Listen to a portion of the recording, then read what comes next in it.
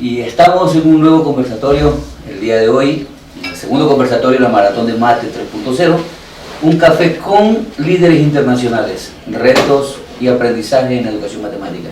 Bienvenidos a esta tertulia, vamos a disfrutarla, vamos a compartir bocaditos y vamos a pasarla súper bien. O sea, qué bien. Entonces, empecemos. Pues, ¿quiénes son cada uno de ustedes? ¿Y cómo fue su viaje para llegar aquí a este momento? ¿Cómo fue ese viaje desde la historia de su vida? Así que, profesor Uldarico.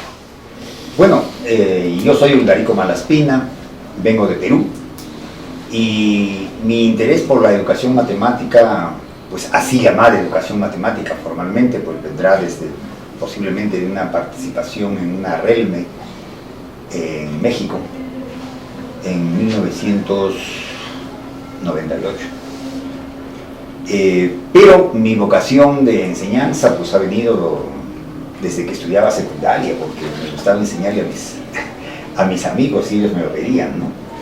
En ese sentido, los avances en educación matemática han venido por mi experiencia en la universidad y por la necesidad de hablar el lenguaje de que les interesa a los estudiantes. Enseñar ingeniería es muy diferente que enseñarles a los estudiantes de economía. Y esos fueron retos que fui asumiéndolos y pronto encontré que había todo un marco teórico, que había muchas cosas y bueno, estamos en eso. Qué bueno saber esa historia de tu vida, Uldarico. Y acá tenemos a amigo Fernando. Gracias Freddy. Bueno, gracias a todos por compartir este momento especial. Mi nombre es Fernando Mejías. ¿De dónde vengo? Un pequeño problema, ¿no? O sea, bueno, en lo inmediato vengo de Guayaquil, ¿no? Tengo unos 4 años trabajando allí en SPOL como profesor de matemáticas y originalmente de Venezuela, donde tengo unos cuantos años de experiencia en un pueblo muy pequeño allá que se llama Trujillo, que acabo de enterarme que aquí 2 de los amigos son conocedores del pueblito, ¿no? Bien, allí estudié, hice los estudios de pregrado formándome como profesor de matemáticas en la escuela, en un núcleo que la Universidad de los Andes tiene en Trujillo. Allí estudiaron física y matemáticas, ¿verdad? Ahora. El plan de estudio original era educación, mención matemáticas, educación, mención física, mención biología, mención química, todas por separado, ¿no? Okay. Luego, al culminar los estudios allí, participé en un concurso y quedé trabajando como profesor allí, tanto para la escuela de educación como para la escuela de ingeniería y la escuela de economía, que están todas en ese núcleo. Y bueno, posteriormente, con un financiamiento de parte de la Universidad de los Andes, tuve la oportunidad de hacer estudios de maestría y de doctorado en matemáticas en Northeastern University en Boston. Fue una experiencia muy interesante también. Eso se fue ya concentrado en matemáticas puras. Regresé a Venezuela y trabajé durante un buen periodo, algo así. En total suman como 33 años de labor en Venezuela, ¿no? Y bueno, al cumplir mi ciclo allá, pues entonces fui invitado a trabajar en SPOL y aquí estamos en eso, compartiendo ese conocimiento. Y en todos esos 30 y algo de años en Venezuela ya hacías matemática educativa. Pues sí, porque prácticamente allá la función docente es digamos, la prioridad en nuestro núcleo. Nosotros tenemos, en la universidad tenemos la Facultad de Ciencias, que es la que más se concentra en lo que es la investigación de matemática pura como tal. Mientras que en el núcleo que tenemos en Trujillo, los estudios están enfocados en educación o ingeniería del agro, de áreas del agro. Entonces, pero educación, digamos, es el fuerte. Por ejemplo, allí en Trujillo tenemos el doctorado en educación. Es un convenio con la Facultad de Humanidades de la misma Universidad de los Andes y hay maestrías en educación en diferentes menciones. Entonces, sí hemos tenido la oportunidad de trabajar en educación, no específicamente en lo que se refiere a didáctica de la matemática o docencia de la matemática, pero en general el tema educativo. Oh, sí.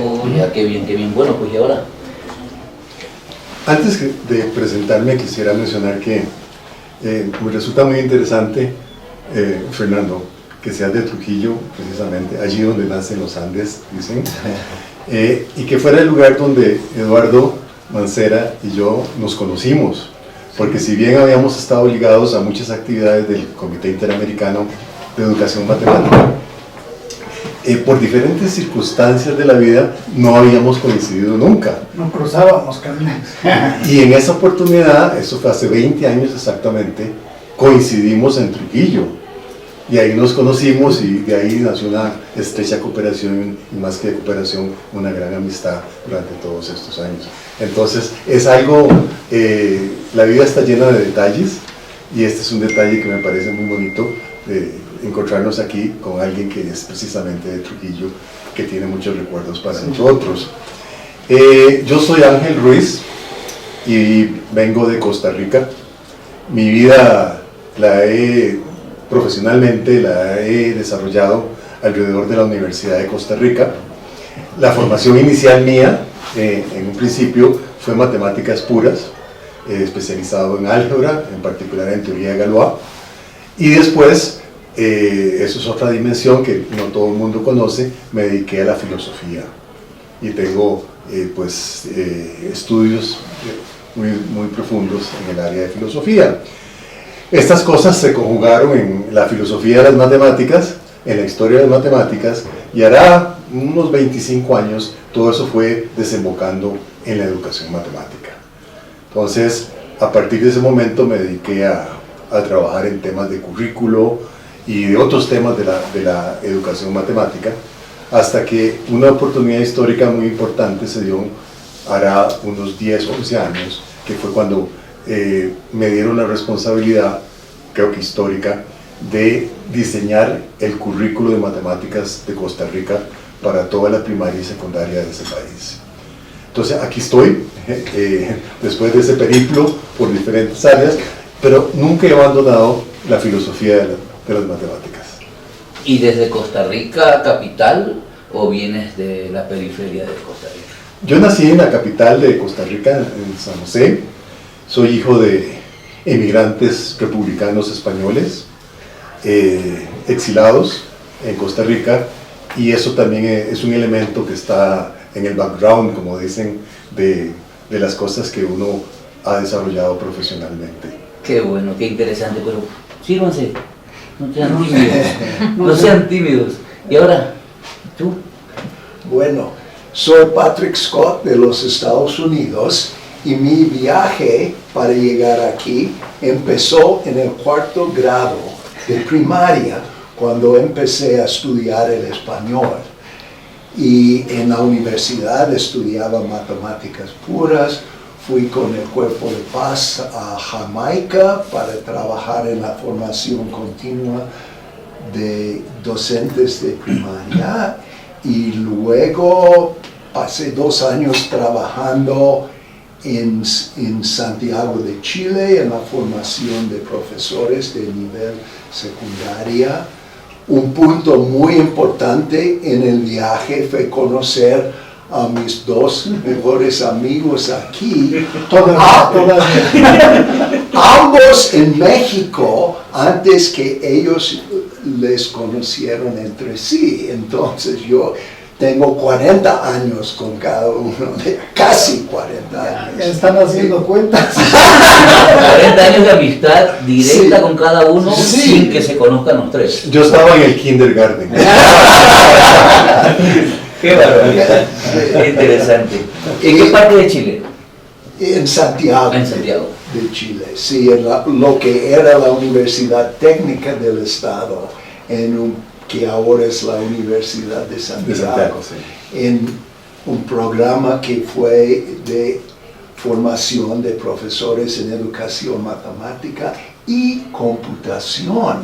Estaban pensando en los años 70 de la computación ya estaba en el currículo de la enseñanza media de Chile. Entonces formamos profesores para matemáticas y computación, reemplazando matemática y física.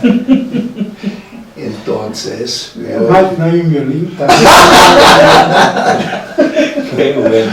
muy bien, gracias. Y gracias a ti también por invitarme. estar aquí con nosotros. Muy contentos de tenerte. Y finalmente, pues, tenemos Pues, aquí a... yo no sé ni qué hago aquí, pero la verdad es que yo andaba por otros caminos, entre ellos, como todo mozalbete, sin definir su vida, no sabía uno qué quería, aunque leía mucho, sobre todo de psicología. Y con unos amigos empezamos a formar un grupo de rock, obviamente, no por la música, sino por tener la oportunidad de conocer muchachas. Y después nos metimos un poco a la cultura latinoamericana, en donde estuve yo tocando música en un grupo de folclore, de música latinoamericana. Ahí conocí lo de cuatro, y de Argentina, los chachaleros me encantaban, música ecuatoriana, los pasillos, de la costa, con acordeón tocábamos cosas y con tambores. Era muy emocionante porque tenía una parte cultural muy extensa, pero en el intermedio yo tuve que meterme a estudiar matemáticas porque no querían en mi casa que estuviera de golfo. Entonces me dijeron, pues métete a estudiar algo, y me metí a la escuela de matemáticas. Y en realidad no se me dificultó mucho, pero tampoco no era algo así que uno pudiera pasar fácilmente. O sea, empezaba yo a darme cosas que no entender por qué. Hay cuestiones que no se aproxima uno rápido a las cosas, ¿no? En mis estudios anteriores era bueno yo factorizando, resolviendo ecuaciones, haciendo un montón de cosas. Cuando llega uno a la escuela de las matemáticas se rompe toda esa parte y empieza uno a ver otra cuestión, y me fascinó el razonamiento, la formalidad, y empecé a tomar un poco de cariño por algunas cosas. En la carrera que yo estudié, que fue la de física y matemáticas, llevábamos materias de física y de matemáticas, y yo odiaba la física.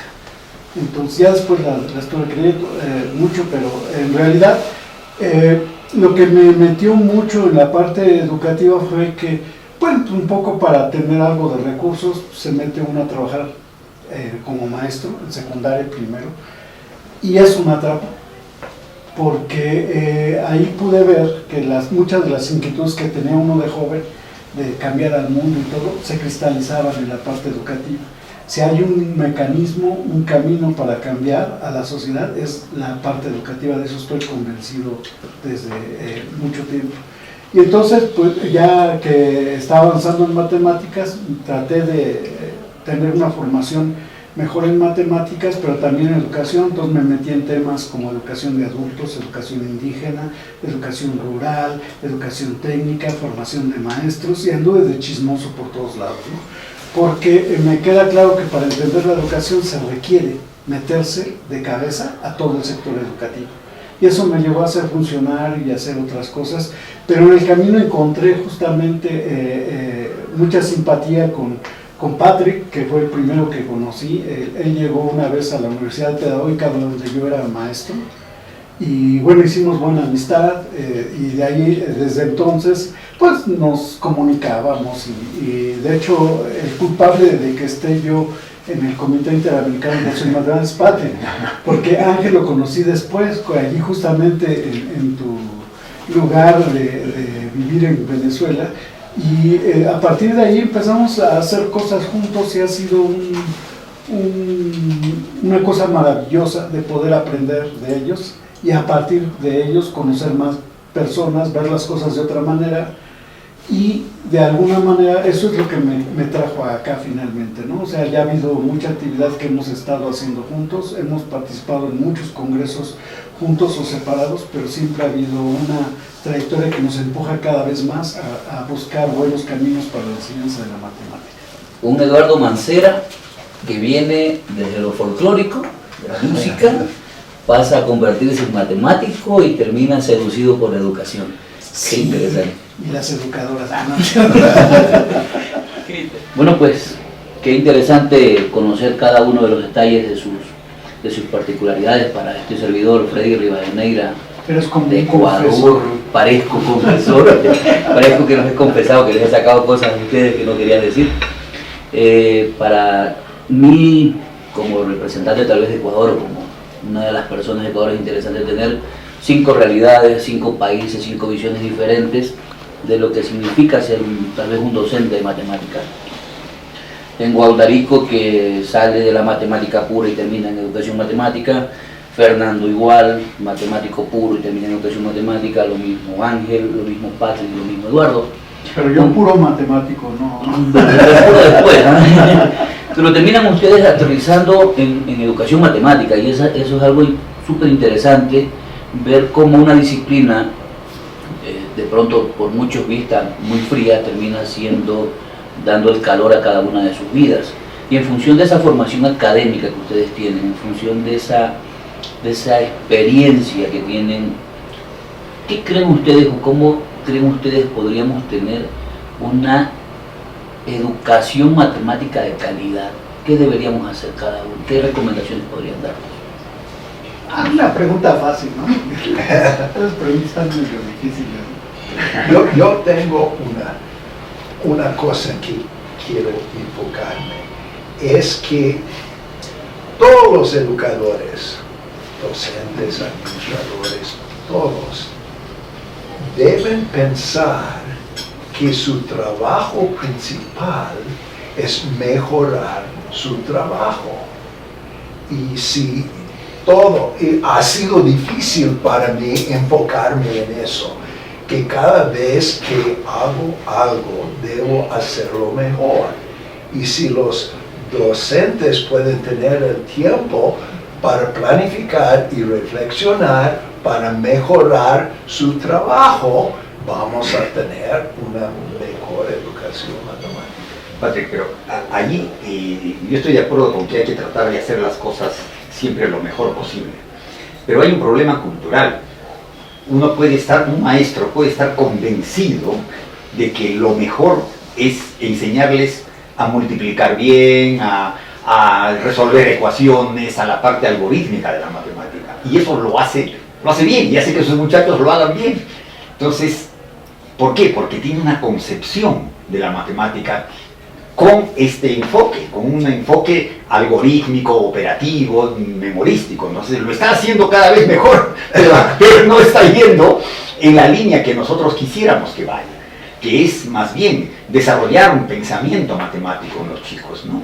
Esto yo lo he experimentado y vivido con los cursos de capacitación a profesores, que fue, en verdad creo, cuando hablé, cuando me presenté, no mencioné este pequeño detalle de que cuando comencé a trabajar a los 21 años en la Universidad Católica, ya el primer año había un curso de capacitación a profesores de la reforma educativa de esa época.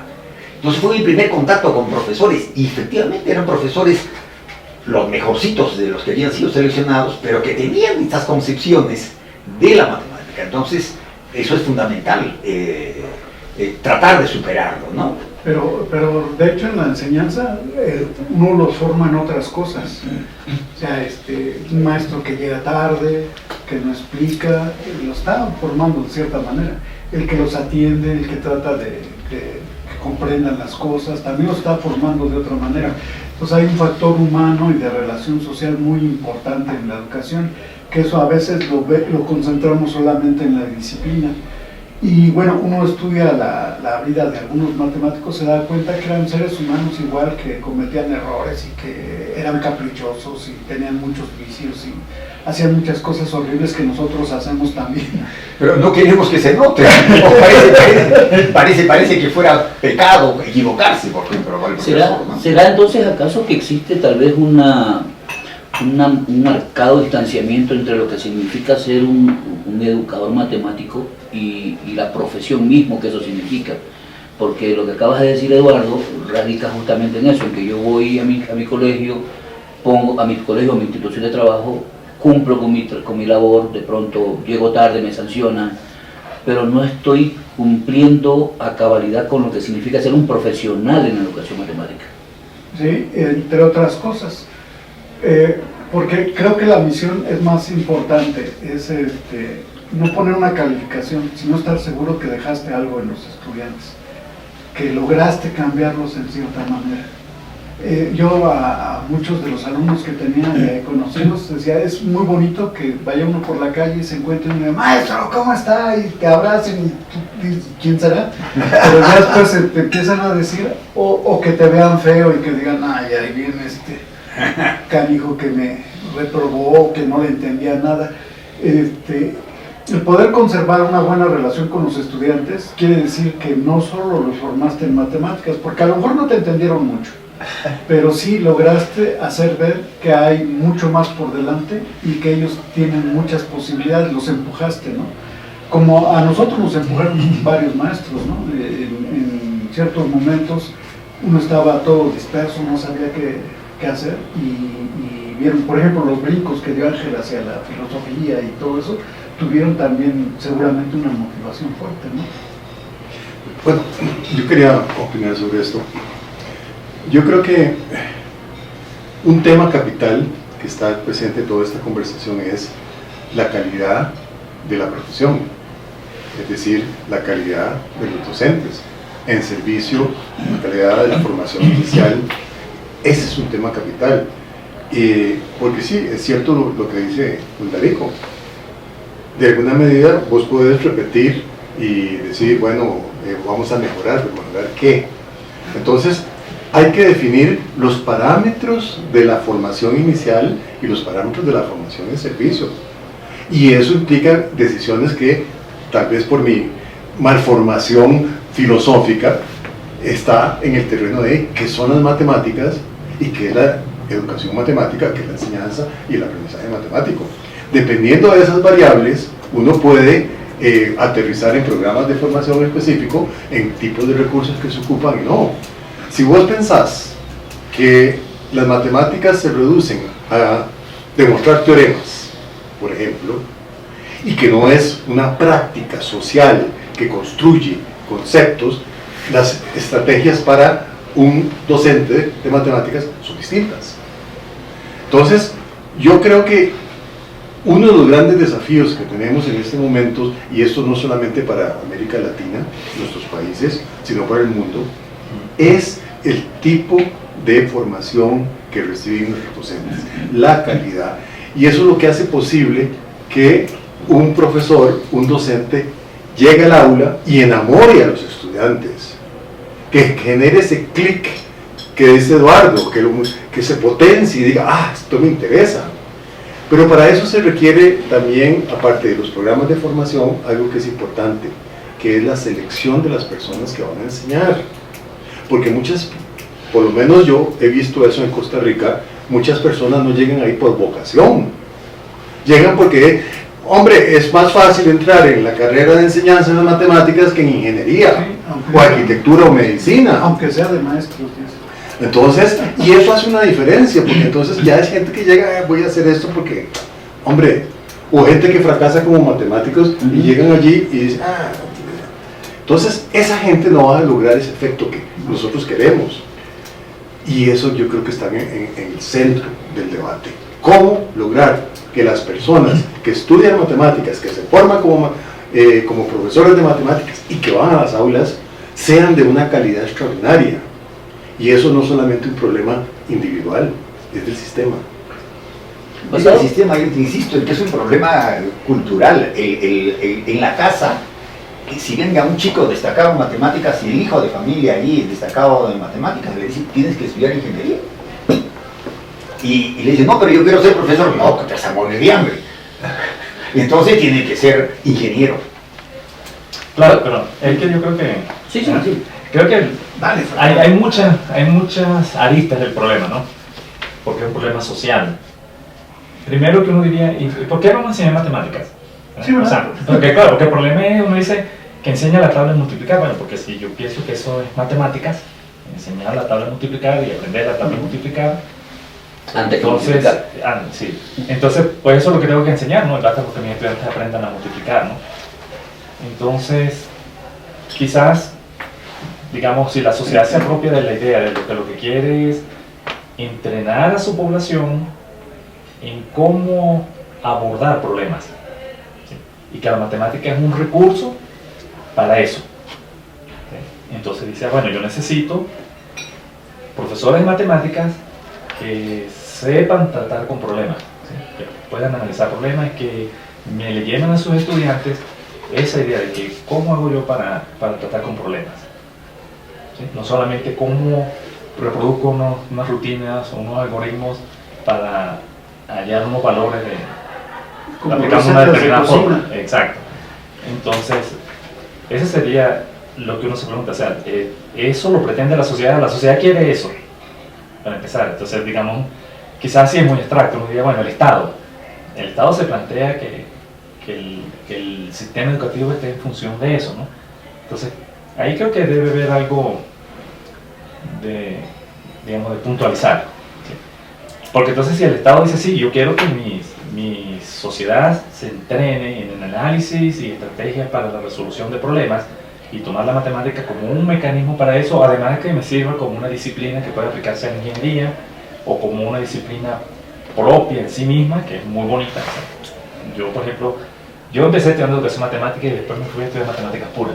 No, ya, por Y lo después he tenido práctica educativa y sí he trabajado con grupos que hacen investigación en educación, pero digamos, el trabajo es más como de matemático.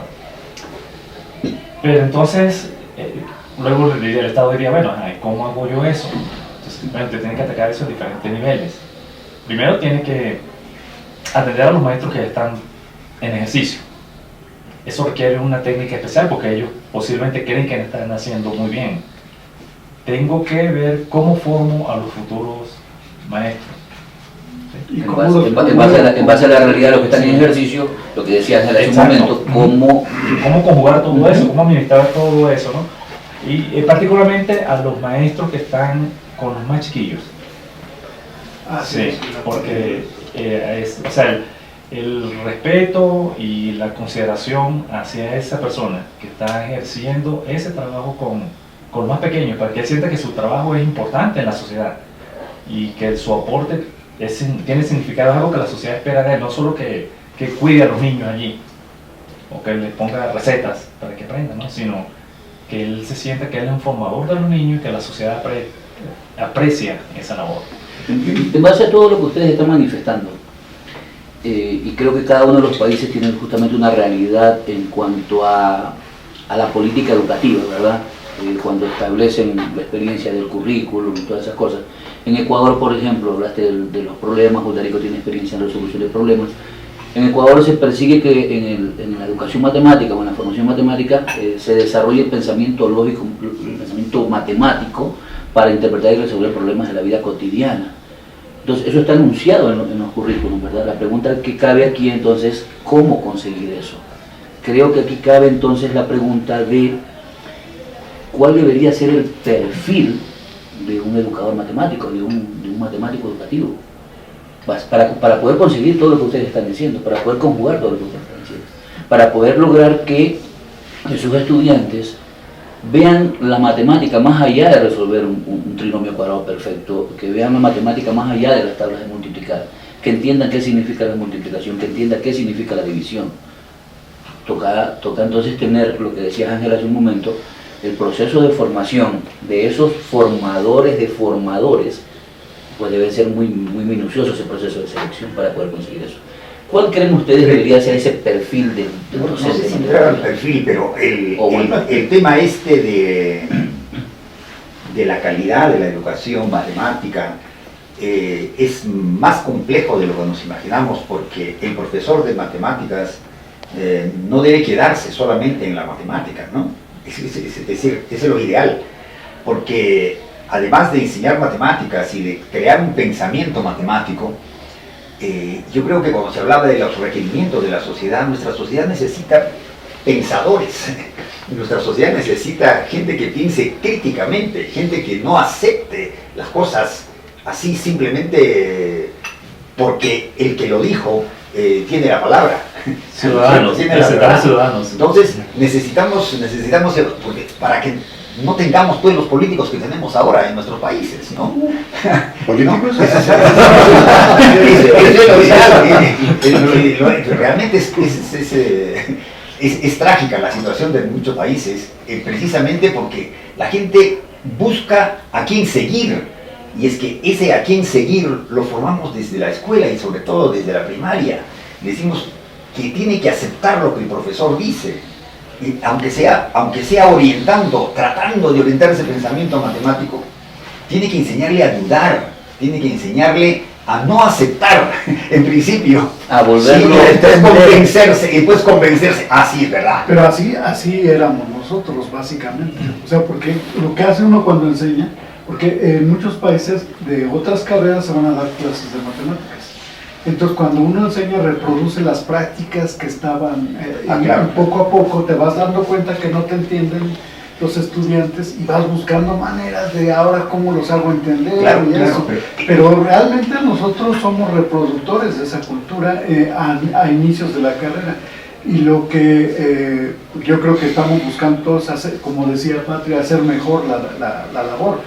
Yo creo que es muy importante que nos hayamos dado cuenta de que algo podíamos hacer al respecto, primero nosotros mismos, y después tratar de compartirlos con los demás, que ese es un aspecto fundamental. En matemáticas hay poco trabajo colegiado, y sobre todo con los maestros. Casi no se reúnen, casi no comparten, tienen su ranchito, su salón y su ranchito, y nadie entra ahí, ¿sí? Y muchas veces no los ves tú trabajando sobre una lección o algo así, como lo hacen en unas tendencias, ¿no?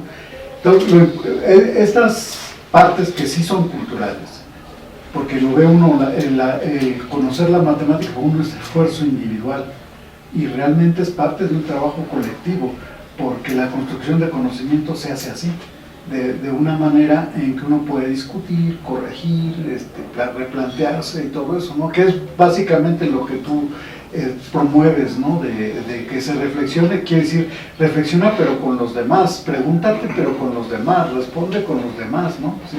Y los trabajos colaborativos, pues, son sumamente importantes. Y respetar mucho las motivaciones de los estudiantes para hacerles sentir el sabor de la matemática, ¿no? Y a mí yo tuve la experiencia, cuando estaba comentando hace un rato, lo recordaba, en la Universidad Católica tenemos departamentos, y los departamentos digamos, proveen de profesores a las distintas facultades. Entonces yo estaba enseñando a los que iban a seguir matemática pura o a los que iban a seguir ingeniería. Y de pronto me mandaron a enseñar a los que estudiaban economía. Y bueno, fui a enseñarles prácticamente las mismas cosas del cálculo diferencial, etcétera, pero sentía que no era el lenguaje que ellos entendían, que estaban motivados. Comencé a leer libros de economía para hablar ese lenguaje, comencé a asistir a las clases de maestría en economía y terminé matriculándome en la maestría en economía y haciendo una maestría en economía para hablar con los muchachos y entender ese lenguaje. Terminé escribiendo un libro donde ya se reflejan algunas ideas que después estaban metidas en teorías de la educación matemática, pero que la práctica me hacía enseñar ese tipo de cosas, ¿no? Esto es fundamental, esa vocación que uno tiene, cómo transmitirla pues en los cursos de formación a profesores. Y yo recojo lo que decía Fernando, insistir en la formación de profesores de educación primaria y de educación inicial, no sé cómo le llaman acá, pero me estoy refiriendo a los primeros años. Uh-huh. Ahí es donde realmente tenemos que poner el foco. Los profesores en esas edades es que crean o las antipatías, las fobias a la matemática, o el cariño y el interés por la matemática, ¿no? Y importante en eso es que lo que deben aprender es a la profundidad las matemáticas de esos niveles, en vez de tratar de enseñarles matemática más avanzada que no van a enseñar nunca con recetas, con memorización. Deben aprender con profundidad y mucha comprensión las matemáticas que van a trabajar con los alumnos. Que yo ahí difiero un poquito, porque o sea, estoy de acuerdo con que deben aprender, lo que van a enseñar lo deben aprender con mucha profundidad, pero sí es bueno que aprendan cosas también que ellos no van a enseñar, porque eso le va a ayudar a ellos, a los docentes, a darle mejor estructura. Porque fíjense, lo que yo digo es, mire, la persona que preparó esto lo hizo tan bonito, seguramente porque sabe hacerlo, pero además porque sabe hacerlo, matemática. seguramente porque le gusta todo eso. Sí, y entonces se imaginaría, bueno, para yo comerme eso, que esté presentado de tal o cual forma, ¿no? Entonces, digamos, porque ella es partícipe del mismo acto ese. Entonces, si el docente, yo creo que aquí es uno de los efectos que tenemos, el docente no se entrena él para resolver problemas.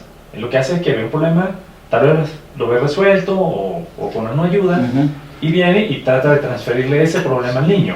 Pero no es nunca un reto que él tuvo. Entonces, cuando él se vea en la necesidad de aprender algo que no va a ser por la utilidad inmediata de lo que va a enseñar, sino por su reto intelectual, él se va a poner en la situación en que están sus niños, que tienen que aprender algo que está más allá de lo que ellos tienen en el inmediato, ¿sí? Pero por supuesto, obviamente, estoy totalmente de acuerdo en que tienen que aprender con mucha profundidad lo que van a enseñar.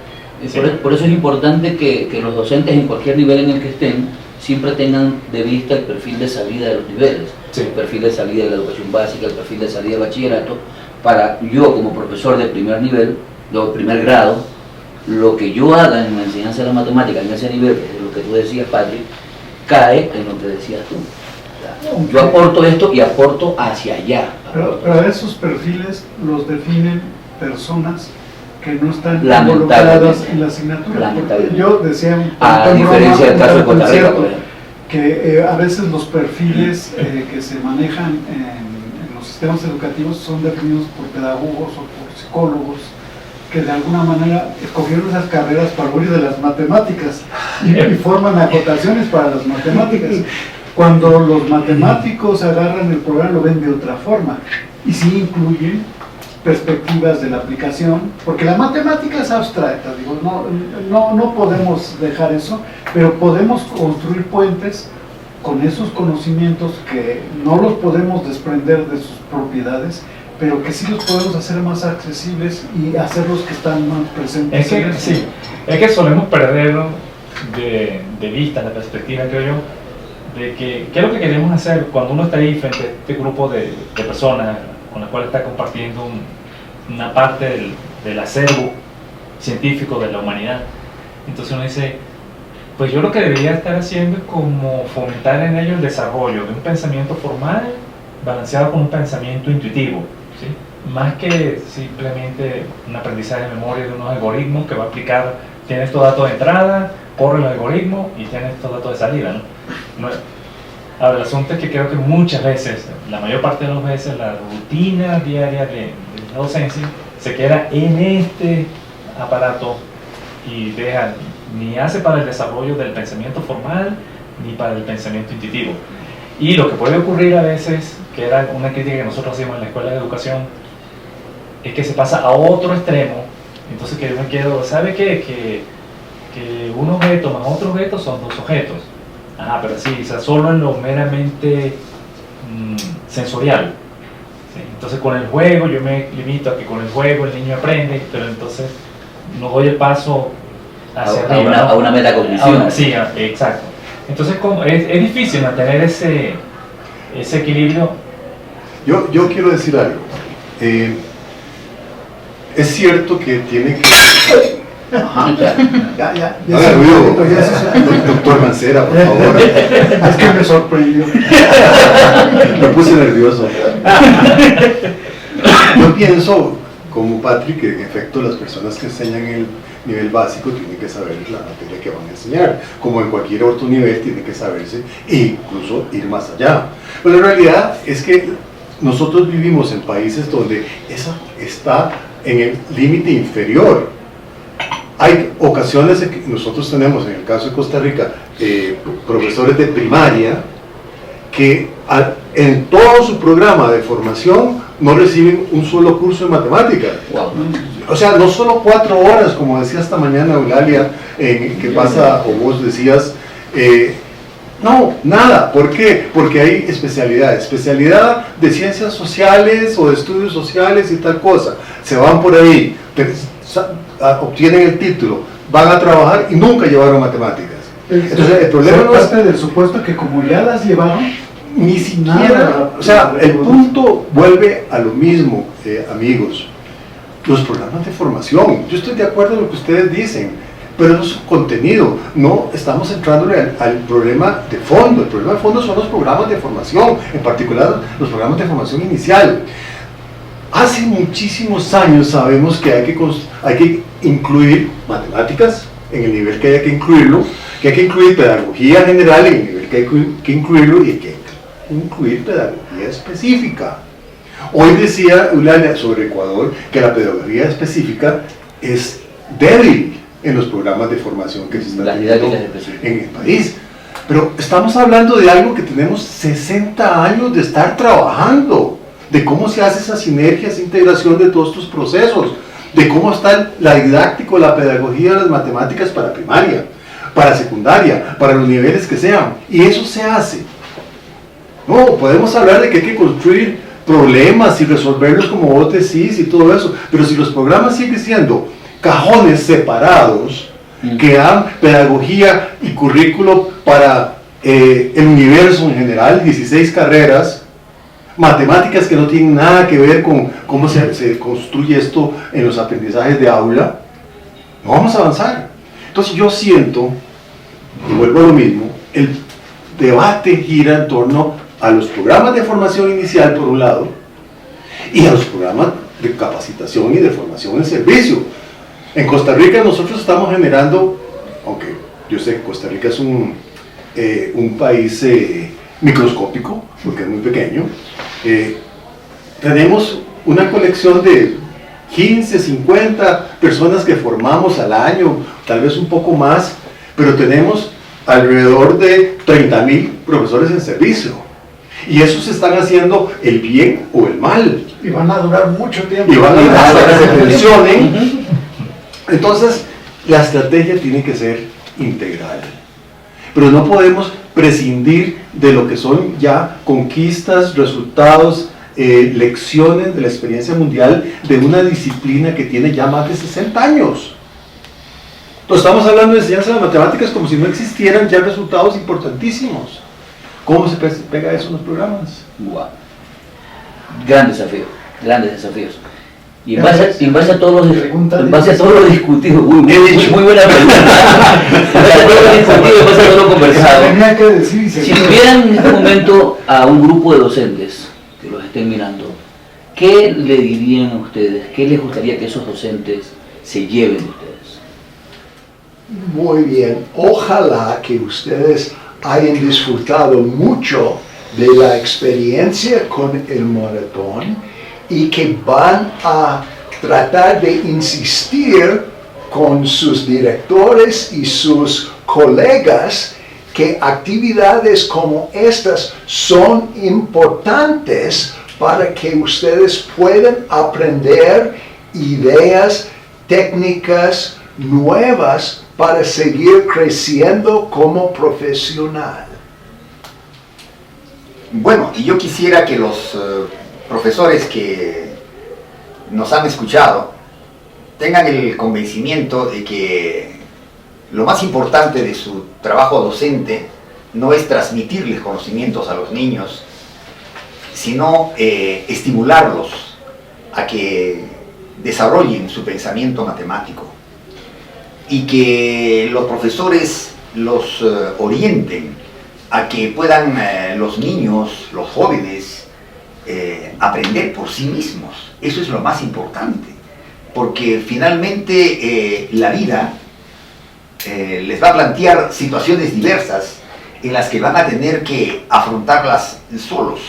Esa responsabilidad, esa duda ante las cosas y esa negación en primera instancia quizás para aceptar algo debe ser muy importante en la actitud que tengan los niños. Y esto no se enseña solamente con contenidos matemáticos, se enseña con el ejemplo, se enseña con la pasión que el profesor transmita a sus estudiantes sobre lo que es la matemática y sobre, en fin, sobre cualquier materia que esté enseñando. Yo creo que eso es fundamental en la tarea docente, ¿no? Bueno, pues yo quiero comentarles algo que en mi experiencia me ha dejado una huella importante, que es cuando empecé a trabajar en posgrados con profesores. tenía gente que trabajaba en preescolar, generalmente educadoras, y después maestros de primaria, maestros de secundaria, de bachillerato, incluso de educación superior. Y las mejores fueron las educadoras, porque ellas tienen mucha atención en el niño, les importa el niño.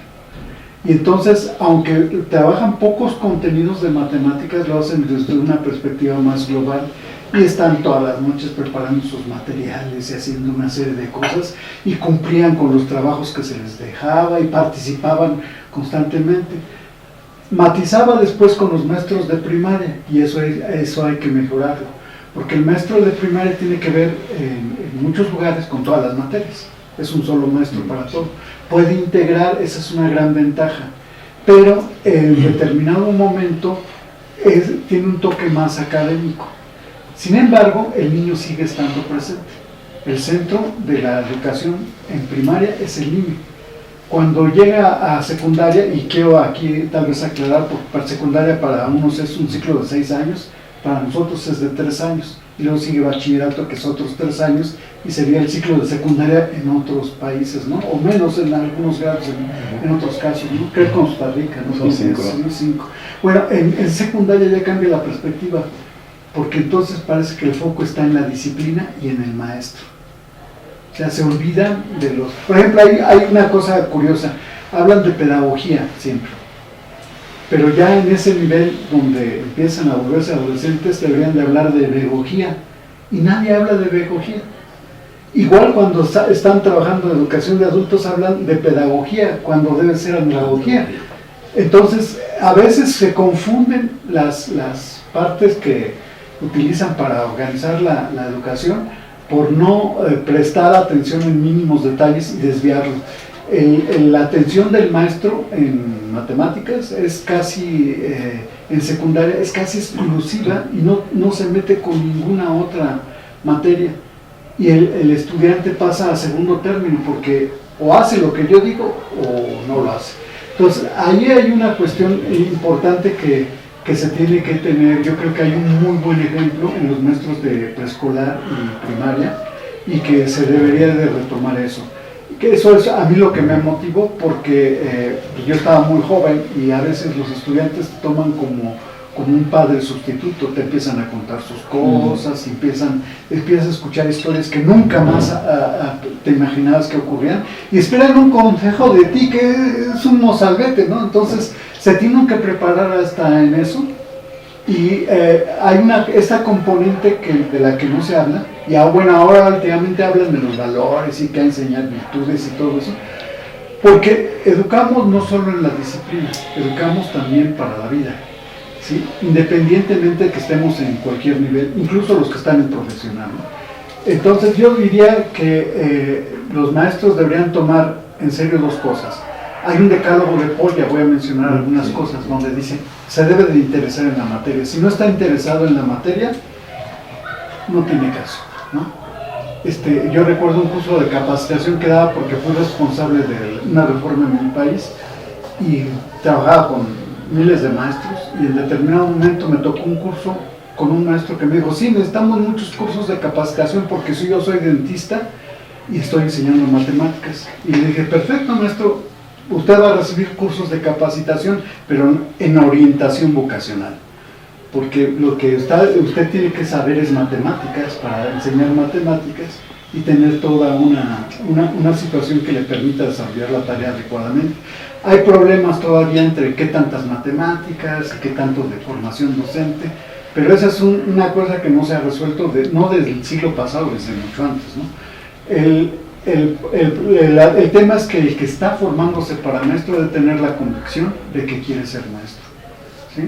Y debe de hacer la tarea, no necesariamente como conforman los planes de estudio, porque a veces están hechos muy mal y retroceden, ¿no? En la actualidad yo he visto planes de estudio en donde se regresa a la escuela de los 40. Incluso en Estados Unidos hubo la famosa guerra de las matemáticas entre los que decían que había que regresar a lo básico y romper con los constructivistas, ¿no? En Nueva York y en Los Ángeles hubo un movimiento ahí. Y eso se está dando en varias partes del mundo, incluso en mi país. Entonces yo lo que digo es, tómense la tarea en serio. ¿Por qué? Porque no es tanto qué tanto puedo aprender de matemáticas, sino es qué tanto puedo yo transformar a los estudiantes y ayudarlos a meterse en un camino adecuado, interesarlos por la ciencia, interesarlos por otras herramientas que puede darles la matemática. Eso es fundamental. Si no creen que no lo pueden hacer o no están dispuestos a dedicar su tiempo a los estudiantes, sería mejor hacer otras cosas. En mi criterio, una de las cosas más importantes que debe tener en mente un docente es que es un profesor y un líder en la construcción de aprendizajes y en el desarrollo de capacidades matemáticas superiores. No es simplemente un transmisor, como os he dicho, de información, ya sea procedimental, incluso conceptual, porque también se puede dar ese caso, sino que es un constructor de aprendizajes y de desarrollo de capacidades o competencias. Y eso es una responsabilidad extraordinaria. Y cuando se asume esa vocación, que bien dice Eduardo, es un punto de partida, esto es un trabajo para toda la vida. Todo el tiempo, como bien lo decía Patrick en un primer momento, es mejorar ese trabajo de gestión, ese trabajo de desarrollar esas competencias en la construcción de los aprendizajes. Y es una responsabilidad, en mi opinión, mayor en este periodo, porque es lo que yo he llamado ya desde hace algún tiempo el punto de inflexión en que vivimos. Un punto de inflexión en el que tenemos las consecuencias de una pandemia durante 2 años que ha generado retrocesos extraordinarios en nuestros jóvenes. La generación que ha vivido estos 2 años, y si se le suman otros problemas en algunos países más años, es una generación terriblemente golpeada. Y no es la misma de hace 4 años o hace N años. Es una generación que ha sufrido esas consecuencias y no la podemos abordar de la misma manera que lo haríamos como en el pasado. Entonces hay un elemento de pospandemia que tenemos que integrar. Pero al mismo tiempo todo esto se conjuga con la emersión fuerte, potente de nuevas tecnologías. Ahora el tema que se discute en muchas partes es sobre la inteligencia artificial. Y puede ser un tema de moda, pero no es solamente un tema de moda, es una tecnología que puede tener implicaciones importantes para la educación, en particular para la enseñanza de las matemáticas. ¿Cómo se aborda eso en el actual contexto? No podemos evadirlo. Y para nadie es un secreto que vivimos en escenarios políticos y económicos inestables en muchas partes de nuestros países. Un día tenemos un gobierno, al otro día tenemos otro, y a veces las consecuencias para la educación son muy graves. Y si le sumamos el cambio climático, esto es un cóctel molotov sobre nosotros y sobre ustedes, los docentes, porque ustedes se enfrentan a esta profesión tan compleja de construir aprendizajes y liderar procesos en el desarrollo de capacidades superiores en este escenario, en este punto de inflexión. Entonces yo creo que hay que potenciar todos los recursos internos, las voluntades, los caracteres que nos permitan avanzar en esta, digamos, en esta fisura de la historia en la que vivimos. Este es un momento capital. Y yo soy optimista. Creo que tenemos el material humano para poder avanzar en este proceso. Yo lo voy a hablar entonces más desde el punto de vista personal, así concreto. Yo tengo ya varios años tratando de aprender matemáticas. Considero, por lo poquito que he podido estudiar, he llegado a la firme convicción de que es la más bonita de las ciencias. ¿Sí? O sea, un instrumento intelectual, o sea, una herramienta de mucho, mucho valor que vale la pena estudiarlo. Y estudiándola, pues, uno adquiere método, adquiere disciplina, pasa por frustraciones, pasa por desesperanzas, por sentirse un día arruinado, al otro día con un poco de fuerzas y al día siguiente con la alegría de haber vencido un problema para empezar con otro y continuar, ¿no? Entonces toda esta variedad de emociones suelen terminar en la alegría esta de comprender algo, de que comprendí un poquito más de lo que comprendí ayer. Eso de por sí vale la pena. O sea, creo que eso hay que ensayarlo, bueno, ensayarlo. Y hay otra satisfacción que es bien grande cuando uno está frente a otra persona y le ayuda en este proceso de comprender algo que sabemos que es importante, que sabemos que tiene un nivel de complejidad, sabemos que tiene una cantidad de mitos y hay una cantidad de prejuicios en torno a eso, los cuales tienen algunas veces fundamento real, otras veces no es real, pero en todo caso están allí. Y conseguir que otro ser humano sea partícipe de esto, de la emoción, o del complejo de emociones que pasa por la frustración de no comprender algo, de hacer un intento y no resolverlo, hacer otro intento y tampoco resolver, hacer un tercer intento y tal vez resolver, y volver a empezar, pues es gratificante. No siempre es apreciado, no hay que esperar que la sociedad lo va a reconocer, que el Estado lo va a reconocer, no hay que formarse muchas ilusiones, pero sí tiene incidencia en la vida de estas personas, ¿no? Y bueno, comprender que parte de la retribución que vamos a recibir está allí, está en esa persona, no en los demás, no necesariamente en los logros materiales que pudieran venir acompañados, que también es importante que la sociedad los asuma. Pero se puede ser feliz haciendo ese trabajo, se es feliz. Se pasan momentos difíciles, otros no tan difíciles. Hay una variedad. Y eso es la vida, ¿no? Vivir, experimentar esa variedad de emociones en ese proceso de construirnos unos con los otros, con algo que es muy bonito realmente. O sea, vale la pena.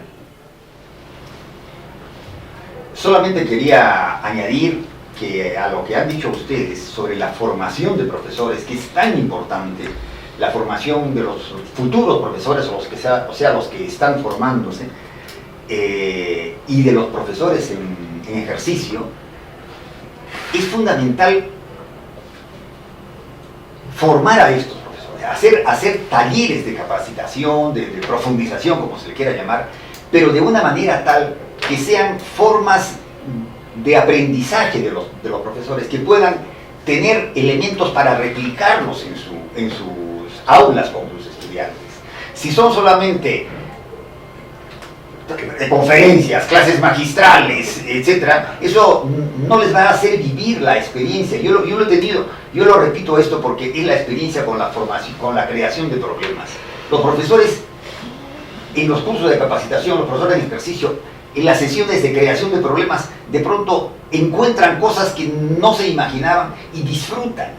Entonces decía, ese disfrute tienen que ustedes saberlo vivir y saber que sus estudiantes pueden vivir esas cosas. Aunque en mi experiencia a los estudiantes se les ocurren mejores por cosas. por supuesto que sí, pero el profesor no va a valorar, por ejemplo, los juegos. Hay que jugar con los profesores en los cursos de formación. El juego es fundamental con los niños y con los adolescentes y con los estudiantes de posgrado inclusive, porque despierta emociones y el aspecto emocional es algo fundamental en el aprendizaje. Tú comentabas algo de eso. Es que es eso, el aspecto emocional influye mucho en el aprendizaje, ¿no? Algo que no debe descuidarse en la formación de profesores. Eduardo, Patrick, Ángel, Fernando, Uldarico, gracias por haber aceptado llegar a nuestra casa de Maratón del Mate 3.0, por haber sido vivencia de lo que significa hacer matemática educativa, por todas esas experiencias que cada uno de ustedes tiene, no solo desde México, no solo desde Estados Unidos, no solo desde Costa Rica, no solo desde Venezuela ni de Perú, sino desde cada una de las experiencias de vida que tienen cada uno de ustedes, la historia que tienen que contar. Estoy muy seguro que calará en la vida de cada uno de los profesores que asisten a la Casa de Maratón de Mate 3.0. Para este servidor, Freddy Rivadeneira de Ecuador, ha sido más que un honor tenerles a ustedes aquí. Cito a hombros de gigantes, es la forma en la que se crece, y me ha sido más que feliz estar al lado de estos gigantes, ¿no? Me llevo la lección de que hay que trabajar mucho en la formación de formadores y que el pensamiento matemático, que el desarrollo del pensamiento matemático incide significativamente en una ciudadanía responsable, incide significativamente en el desarrollo de una verdadera persona humana y también incide significativamente en el desarrollo de seres independientes. Creo que eso es uno de los grandes aprendizajes que en lo personal me llevo de cada uno de ustedes. Muy agradecido y gracias por haber estado en esta tertulia. Te faltó decir que viva Ecuador. Y que viva la matemática educativa. Agradecer a Pau Castillo es por ella que estamos aquí Por juntos supuesto en que esta sí, pues. conversación.